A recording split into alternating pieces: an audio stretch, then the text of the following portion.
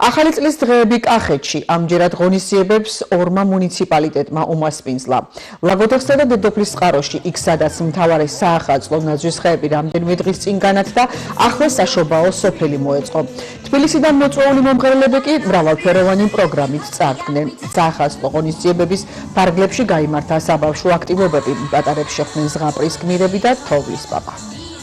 საქართველოს მთავრობის კულტურის სამინისტროსა და შემოქმედებითი საქართველოს ორგანიზებით 20 დეკემბრიდან 31 დეკემბრის ჩათვლით საქართველოს ყველა მუნიციპალიტეტში იმართება საზეიმო დღეები, საახალწლო დღესასწაულები. დღეს ლაგოდეხის მუნიციპალიტეტი მასპინძლობს ჩვენს სტუმრებს.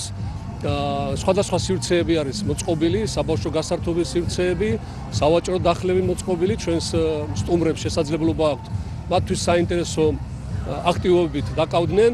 ზღაპრულად არის მორთული ჩვენი ქალაქი, თოვლის ბაბუა ზრუნავს პატარების განწყობაზე. მეგობრებთან ერთად ვარ მოსული და ძალიან ბედნიერი ვარ, ძალიან კარგი განწყობა.